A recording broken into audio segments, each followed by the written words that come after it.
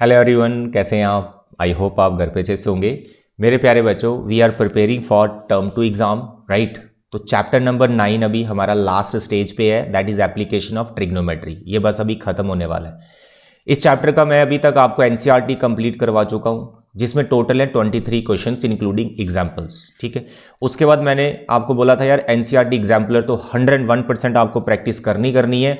इसके भी video solution में आपके तक पहुंचा चुका हूं। एनसीईआरटी एग्जाम्पलर से आपको कितने क्वेश्चंस करने हैं वो मैंने अलग से वीडियो बनाया था और मैं हर एक वीडियो आप तक पहुंचा भी चुका हूं, और ये है टोटल हमारे पास 23 क्वेश्चंस। इन दोनों बुक्स को मिलाकर हमारे पास बनते हैं 46 क्वेश्चंस, एनसीईआरटी एग्जाम्पलर। जिन बच्चों ने ये परफेक्ट कर लिए ना, तो 95% उनका काम हो गया इस चैप्टर के लिए। अब जो 5% का रिस्क रहता है, उसके लिए मैंने आपको बताया था यार प्रीवियस ईयर क्वेश्चंस में आपको करवाऊंगा, जो कि इसका भी वीडियो लेक्चर हो चुका है। इसमें मैंने आपको 20 क्वेश्चंस करवाए थे, सफिशिएंट है। ये 20 क्वेश्चंस आप परफेक्ट कर लो, 46 आपके बुक के हो गए, तो आपके टोटल बन गए 66 questions from this chapter application of trigonometry. तो फिर जैसे मैंने आपको प्रॉमिस किया था यार, ये इतना करने के बाद मैं आपको करवाऊंगा higher order thinking questions, HOTS जिन्हें आप बोलते हो, ठीक है, हायर ऑर्डर थिंकिंग क्वेश्चंस। अब नॉर्मली ये क्वेश्चंस एग्जाम में नहीं पूछे जाते हैं, बट यार हम रिस्क नहीं लेंगे। हो सकता है सीबीएसई क्या पता कोई ऐसा क्वेश्चन डाल दे है, फिर अगर ये सब्जेक्टिव में पेपर हुआ, अगर 4 नंबर का आया तो सीधा 4 नंबर गया हमारा। तो हम ऐसा रिस्क नहीं लेंगे, हम हर एक चैप्टर के हॉट्स भी करेंगे, हायर ऑर्डर थिंकिंग क्वेश्चंस। ज्यादा नहीं, 5 to 6 क्वेश्चंस कर लेने होते हैं हर एक चैप्टर के, टिपिकल डिफिकल्ट वाले, तो काम बन जाता है। तो इतना करने के बाद आपका 101% काम हो जाएगा इस चैप्टर के लिए, ठीक है। तो अब हमारा पेंडिंग ये हॉट्स ही। तो यहां पर जो HOTS higher order thinking questions में आपको करवाऊंगा, 1 by 1 में आपको एक क्वेश्चन मतलब दूंगा उनका वीडियो लेक्चर। जैसे आज के लेक्चर में मैं आपको एक सिंगल क्वेश्चन करवाऊंगा, ध्यान से समझे। पहले उसका जर्नल फॉर्म करवाऊंगा, फिर उस पर कॉमन एग्जाम्पल भी करवाऊंगा। हर एक क्वेश्चन में आपको ऐसे समझाऊंगा, ठीक है। मैंने जो क्वेश्चन सिलेक्ट किए मैं आपको टोटल बता देता हूं। देखो, नंबर 1 आपका ये क्वेश्चन रहेगा, ठीक है। नंबर 1 पे नहीं रहेगा, ये नंबर 2 पे रहेगा। आज मैं आपको थोड़ा सा ज्यादा टफ नहीं, नॉर्मल क्वेश्चन ही करवाऊंगा, बट हायर ऑर्डर थिंकिंग में आता है वो। एक क्वेश्चन आपका ये रहेगा, ठीक है। और ये सभी क्वेश्चंस करने के बाद आपका यार आरडी शर्मा है, आपका आरएस अग्रवाल है, एवरीथिंग, हर एक बुक आपकी कवर हो जाएगी। पर कंडीशन ये है कि जो 66 क्वेश्चंस मैं आपको करवा चुका हूं, प्लस जो मैं हॉट्स अभी करवाना स्टार्ट कर रहा हूं, ये सभी क्वेश्चन आपकी नोटबुक पे होने चाहिए और आपको ये क्वेश्चन आने चाहिए। तो कोई जरूरत नहीं आपको कोई भी बुक परचेज करने की, सभी क्वेश्चन ये प्रैक्टिस कर लो। मैं कह रहा हूं कि अगर इसका कोई भी क्वेश्चन बोर्ड में आता, आप 101% उसको अटेम्प्ट कर पाओगे। बट कंडीशन एक ही है यार, सभी क्वेश्चन करने पड़ेंगे। अब क्वेश्चन ही नहीं करोगे, प्रैक्टिस नहीं करोगे, इधर उधर भागोगे, उससे काम नहीं चलेगा। सभी क्वेश्चंस आपको सीखने पड़ेंगे, ये कैसे सॉल्व हो रहे हैं, ठीक है। देखो, एक क्वेश्चन हम ये करेंगे, उसके बाद एक क्वेश्चन हम ये करेंगे क्लाउड वाला, ठीक है। उसके बाद एक क्वेश्चन हम ये करेंगे, ये भी काफी अच्छा क्वेश्चन है। देखो, नॉर्मली ये नहीं पूछे जाते, बट हमने रिस्क नहीं लेना, हम सभी क्वेश्चन ऐसे प्रैक्टिस कर लेंगे। एक क्वेश्चन हमारे पास ये रहेगा, राइट, एंड 1 दिस। तो इतने क्वेश्चन अगर आप कर लोगे ना इस चैप्टर के, ये वाले हॉट्स वाले, सफिशिएंट है यार, पूरा चैप्टर एकदम परफेक्ट हो गया। तो आज जैसे मैं आपको बता रहा हूं, मैं आपको आज क्लाउड वाला क्वेश्चन करवाने वाला हूं। ये ऑलरेडी मैं क्वेश्चन करवा चुका हूं आपको, क्लाउड वाला एनसीईआरटी एग्जाम्पलर का क्वेश्चन है ये। तो ये ऑलरेडी मैं क्वेश्चन करवा चुका हूं, फिर से करवा रहा हूं। हम रिस्क नहीं लेंगे, बार बार प्रैक्टिस करेंगे। देखो मेरे बच्चे ध्यान से सुनो, इसमें स्टेटमेंट क्या है। कह रहे, if the angle of elevation of a cloud from a point h metre above the lake is alpha and the angle of depression of its reflection in the lake is beta, prove that the height of the cloud is this. जो height of the जो cloud है वो lake से आपको find करनी है, वो ये आनी चाहिए। ये एक तरह से जनरल फॉर्मूला ही है, इसको आपने प्रूव करना है। फिर इस पे जो कॉमन एग्जांपल होगी, अगर आपको h अल्फा बीटा मिल जाता है तो डायरेक्ट वैल्यू डाल के आप आंसर निकाल सकते हो। एक तरह से शॉर्टकट ही आप बना रहे हो इस क्वेश्चन के लिए। तो यहां पर मैं ये भी करवाऊंगा, फिर इस पे कॉमन एग्जांपल भी लूंगा आज के लेक्चर में, ठीक है। हर क्वेश्चन आपको ऐसे करवाया जाएगा, हॉट्स वाला, जनरल फॉर्म, फिर उस पे कॉमन एग्जांपल। चलिए देखिए इसको कैसे करना है, मैं आपको ये याद करवा दूंगा। देखो, देयर इज अ लेक, ठीक है, देयर इज अ लेक, झील का किनारा है, आप उस किनारे पर बैठे हैं, एंजॉय कर रहे हैं, ये आप है, और किसी हाइट पर बैठ गया आप, ये वो हाइट है, और हाइट कितनी, ये h, ठीक है। आपकी पोजीशन ये है, इसका नाम a रख लेते, ठीक है, आप ए पोजीशन पे हो, आप क्या कर रहे हो, एंजॉय कर रहे हो, लेक के किनारे आप एंजॉय करने आए हो, पिकनिक मना रहे हो, और पिकनिक मनाते मनाते क्या हुआ है, एंजॉय करते करते क्या हुआ, आपका मन किया ऊपर क्लाउड है उसको देखते हैं तो आपने यहां पे क्लाउड को देखा। तो मेरे बच्चे ये है क्लाउड, ठीक है, बैठे हैं ऐसे क्लाउड को देख रहे हैं, सर बड़ा मजा आ रहा है, चलो ठीक है देखो ये क्लाउड। तो जब आप इस क्लाउड को देख रहे हो तो आप क्या बना रहे हो, एलिवेशन, एंगल ऑफ एलिवेशन बन रहा है, तो ये हॉरिजॉन्टल लाइन आपको बनानी पड़ेगी, ये बना दी। तो ये वाला जो एंगल है इट इज गिवन, यहां पर तो इन जनरल हमें दे रखा है alpha, this is angle of elevation. फिर आपका मन किया यार ये क्लाउड है, इसकी रिफ्लेक्शन कहां होगी, तो आप झील के किनारे बैठे हैं, लेक के किनारे बैठे हैं, तो आप क्या कर रहे हैं, इस क्लाउड की जो रिफ्लेक्शन है, जो इसकी इमेज है, वो आपको पानी में दिख रही है, ठीक है। तो यहां से आप नीचे आए, नीचे आए, नीचे आए, नीचे आए, यहां पर इसकी image, let its name is I. तो this is the reflection of this cloud. अब यहां पर आपको एक चीज का ध्यान रखना है, यार लेक से क्लाउड जितनी हाइट पर है, लेक से क्लाउड जितनी हाइट पर है, लेक के अंदर उसकी रिफ्लेक्शन उतने ही डिस्टेंस पर बनेगी। दैट यू नो, जब आप घर पे अपने मिरर के सामने खड़े हो तो जितने डिस्टेंस पर अपने मिरर के सामने हो उतने ही डिस्टेंस पर आपकी इमेज बनती है। दैट यू नो, आपने फिजिक्स में पढ़ा हुआ है। बस ये कॉन्सेप्ट आपको यहां पर जरूर याद रखना है। तो दिस इज ऑल्सो एक्स। तो यहां पर अगर मैं नाम डी रखूं तो डी आई और सी डी ये दोनों डिस्टेंस सेम है, ठीक है। चलिए, तो अगर ये h है, इसका नाम मैं e रख लेता हूं, तो ed कितना होगा, ed भी h होगा। तो आपका मेन काम है x का वैल्यू निकालना, और वो ये आना चाहिए जो प्रूव करने के लिए बोला हुआ है। अच्छा, डिप्रेशन तो बनाया नहीं, अब यहां से आप क्या कर रहे हो, इमेज को देख रहे हो, ये पॉइंट, ये लाइन, तो ये एंगल ऑफ डिप्रेशन यहां पर आ गया बीटा। स्टोरी पूरी समझ में आ गई। लेक है, आप लेक के किनारे पे किसी हाइट पे हो, उस हाइट से आप क्लाउड को देख रहे हो तो एलिवेशन बन रहा है, फिर उसी पॉइंट से आप उसकी रिफ्लेक्शन को देख रहे हो तो एंगल ऑफ डिप्रेशन बन रहा है। एंगल ऑफ डिप्रेशन बीटा है, एंगल ऑफ एलिवेशन अल्फा है। आपको क्लाउड की हाइट निकालनी है फ्रॉम द लेक।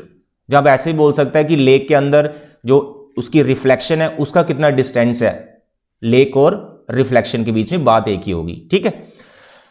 तो यहां पर आपको दो राइट ट्राइंगल जो दिख रही हैं, बस आपको उनको लेना है 1 by 1, आराम से क्वेश्चन हो जाएगा। तो tan ही लेना आपको, हाइपोटेन्यूज का यहां पे कोई रोल नहीं है। तो मेरे बच्चे इन राइट ट्राइंगल, पहले कोई भी ट्राइंगल लो, अल्फा वाली लो, बीटा वाली, कोई दिक्कत नहीं। तो आई एम टेकिंग अल्फा वाली। तो in right triangle CEA, tan alpha, side opposite to alpha sir CE, okay, upon base adjacent side sir AE। अब AE को हम बाद में एलिमिनेट कर देंगे, AE का कोई रोल नहीं है, दोनों ट्राइंगल में आ रहा है, इसको हम इक्वेट कर देंगे। तो अभी फिलहाल मैंने AE का वैल्यू निकाल लिया, that is CE divide by tan alpha. फिर मैंने ये देखा यार ये जो CE है ना, CE इस ट्राइंगल में ये जो CE है, ये इसको मैं ऐसे लिख सकता हूं x minus H, can I right, x minus H. बिल्कुल, देखो C से लेकर D तक कितना है x, और E से D कितना है h, तो CE कितना होगा, x में से h को माइनस कर दो, तो you right it x minus H CE को, ठीक है। तो it is x minus H divide by जो उसका बेस था वो उधर लेके, तो tan अल्फा बचा हुआ। क्वेश्चन करने में सिंपल है, बट इसका डायग्राम में कई बार बच्चों को कंफ्यूजन होती है, तो बस डायग्राम समझ में आ गया आपको कैसे बनाना है डायग्राम, ठीक है। अब आपको दूसरा ट्राइंगल लेना है, ये वाला बीटा वाला। तो यहां पर बीटा की पोजीशन है, tan ही अप्लाई करना है। तो इस ट्राइंगल का नेम देख लो क्या है, AEI। तो इन राइट ट्राइंगल AEI यहां लिख रहा हूं साइड में, ठीक है, AEI। तो here you have to take tan beta. So what is tan beta, side opposite to beta. तो साइड अपोजिट टू बीटा पूरी है EI डिवाइड बाय बेस, तो बेस इसका वही है जो पहली वाली ट्राइंगल का था, AE। डन। अब यहां से फिर से आप AE को ही फाइंड करो, तो आप देखेंगे आया EI divide bye tan beta. जैसे आपने इधर CE को लिख लिया ना x और h में, ऐसे आप EI को भी आप लिख सकते हो। You can see the diagram, check this diagram. ये पूरा EI कितना है सर, ये h है और ये x है, it is x plus h, it is x plus h, ठीक है। ये h है, ये x है, ठीक है, h प्लस एक्स लिखो या x प्लस एच लिखो। तो यहां पर जो AE आपके पास आएगा x प्लस एच आएगा। ये याद भी रख सकते हैं कि अल्फा वाली ट्राइंगल में, एलिवेशन वाली ट्राइंगल में जो AE निकलता है ना बेस, वो x minus H by tan alpha निकलता है। और जो डिप्रेशन वाली ट्राइंगल है टैन बीटा, उसमें जो AE निकलेगा h प्लस प्लस हो जाएगा, यहां माइनस यहां प्लस हो जाएगा। ऐसे आप याद भी कर सकते हो उसको। तो दोनों में AE का वैल्यू, दोनों को कंपेयर कर लो। तो from 1 and 2 what you can write, you can write x minus h by tan alpha, x plus h by tan alpha. अब यहां से आपको सिर्फ x को फाइंड करना है, जो h और टैन अल्फा में ही निकलेगा, जो बनाना है वो अपने आप बन जाएगा, ठीक है। देखो अब इस एक्सप्रेशन को मैं एक रूल अप्लाई कर सकता हूं, कंपोनेंडो एंड डिविडेंडो, थोड़ा सा इधर क्रॉस वगैरह करके कंपोनेंडो एंड डिविडेंडो, बट बहुत से बच्चों को वो रूल याद नहीं रहता, तो इसलिए इसको नॉर्मली सिंप्लीफिकेशन करेंगे हम, क्रॉस मल्टीप्लाई जैसे किया जाता है। देखो x माइनस एच, यहां पे टैन अल्फा आ गया, tan alpha, sorry there is beta, sorry here is beta my dear, here is beta, plus वाले में बीटा आएगा, माइनस वाले में अल्फा आएगा, तो हियर इज बीटा। तो tan alpha x plus H, करो बच्चे multiplication, x tan beta minus H tan beta, x tan alpha plus H tan alpha. Done. आपको x निकालना है तो x वाली टर्म को पकड़ो, 1 and 2, ये दोनों x वाली टर्म एक तरफ ले आओ, left side, x tan beta minus x tan alpha, दूसरी तरफ ले जाओ जो बाकी टर्म्स है, h टैन अल्फा पहले से वहां पर है और ये भी वहां जाएगा, प्लस का हो जाएगा h टैन बीटा, राइट। इन दोनों में x common, you have tan beta minus tan alpha is equal to h common ले लो यहां से, tan alpha plus tan beta. अब x के साथ जो फैक्टर आ रहा है इसको इसके डिवाइड में लिख दो, तो ऊपर आता है टैन अल्फा और टैन बीटा का सम, और नीचे आ जाता है आपके पास टैन बीटा पहले और टैन अल्फा बाद में, इनका आता है डिफरेंस। तो यही आपको प्रूव करना था, distance of cloud from the lake, या फिर distance of image reflection from the lake. तो it is h tan alpha, ऊपर प्लस आता है नीचे माइनस आता है, जो नीचे माइनस है उसमें बीटा वाला एंगल पहले है, डिप्रेशन वाला एंगल पहले, याद रखिएगा। तो आपको एज ए फॉर्मूला ये, मतलब अगर याद हो जाता है तो आंसर भी डायरेक्ट आ जाएगा MCQ की फॉर्म में क्वेश्चंस को करने के लिए, ठीक है। हो गया प्रूफ। अब इसी की कॉमन एग्जांपल में आपको समझाता हूं। देखो फिर से ये लेक आ गई, झील का किनारा है, आप किनारे पर बैठे हैं और किसी हाइट पर है। अब यहां पर वो हाइट आप कुछ लेट कर लो, मतलब कॉमन भी आ सकता है, नॉर्मल क्वेश्चन कॉमन एग्जांपल में। अब यहां पर कुछ हाइट रख लो, लेट 10 मीटर। अब यहां से क्लाउड को देख रहे हो तो एंगल ऑफ एलिवेशन बना रहे हो, यहां पर कुछ एंगल बना है और एलिवेशन ये छोटा बनेगा, डिप्रेशन बड़ा बनेगा। आप हाइट पे जैसे चलते जाओगे एलिवेशन छोटा होता जाएगा। तो यहां पर मैं रख रहा हूं इसको 30 डिग्री, तो दिस इज अ क्लाउड। फिर इसका जो रिफ्लेक्शन है वो अंदर बन रहा है आई, यहां से आप इस पॉइंट को इसको देख रहे हो तो ये डिप्रेशन बड़ा बनेगा, यहां पर रख लो 60 डिग्री, ये हो गया AB, ठीक है। यहां पे क्या किया मैंने, अल्फा बीटा की स्पेसिफिक वैल्यू डाल दी और हाइट की वैल्यू भी डाल दी। तो आपको फाइंड यही करना है, इसको मैं x रख लेता हूं, ये भी x है और ये वाला पार्ट भी x है, ठीक है। तो यहां पर क्या नेमिंग था, E, और इसको रख लेते हैं D। प्रोसेस सेम है। अगर आप अल्फा बीटा और ये h दिख रहा है आपको, और अगर आपको फॉर्मूला याद है तो आंसर तो वैसे ही आ गया, अगर MCQ की फॉर्म में आया, क्योंकि हमें x की वैल्यू क्या मिली थी, h बाहर था, टैन अल्फा और टैन बीटा ऊपर प्लस में थे और नीचे था tan beta minus tan alpha. अब अल्फा बीटा की वैल्यू डालो, h की वैल्यू डालो, सिंप्लीफाई करो, आंसर आ जाएगा। बट यही क्वेश्चन को अगर डिटेल में करना हो, सब्जेक्टिव में आए तो प्रोसेस सेम है। तो आई एम डूइंग हियर, पहले आप कोई भी ट्राइंगल ले लो, एलिवेशन वाली ले रहा हूं मैं, CEA, जिसमें टैन 30 डिग्री आ जाएगा। तो tan 30 degree side opposite to 30, this is CE, base आपका AE आ जाएगा। टैन 30 का वैल्यू 1/√3। नाउ CE को पहले ही मैंने बताया कैसे निकाला, x में से h को माइनस कर दो, ठीक है। अब यहां से AE आपके पास आ जाएगा। सो what is AE, sir it is √3x minus h, number 1। आधा समझ। अब लो 60 डिग्री वाली ट्राइंगल, इन राइट ट्राइंगल AEI, ठीक है।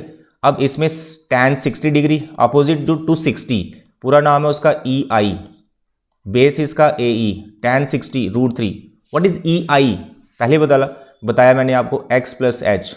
अब यहां से आप AE को फाइंड कर सकते हैं। What is AE, sir x plus h by √3, this is number 2। अब यहां भी आपने AE का वैल्यू निकाला हुआ है, यहां भी आपने AE का वैल्यू निकाला हुआ है, कंपेयर कर लो, जैसे जनरल क्वेश्चन किया वैसे ही कॉमन चल रहा है।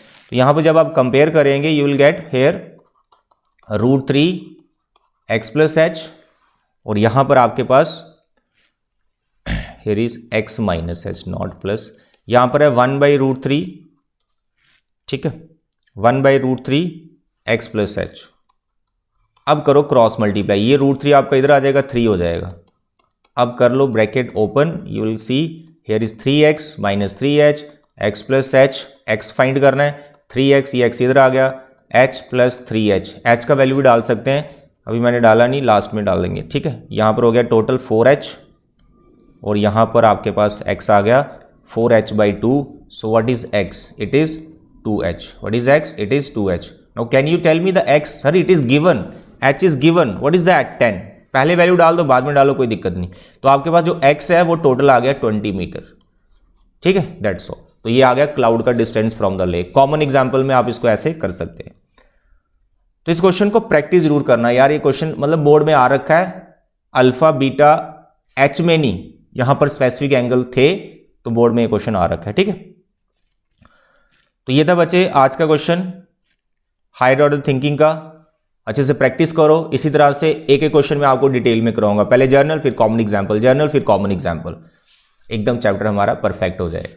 तो अभी के लिए इतना बच्चे, थैंक यू, बाय बाय।